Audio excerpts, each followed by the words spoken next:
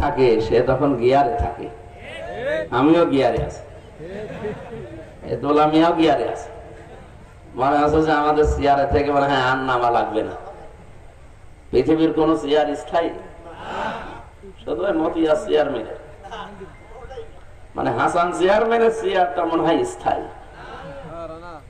পৃথিবীর একটা চেয়ার স্থায়ী আছে, কোনটা?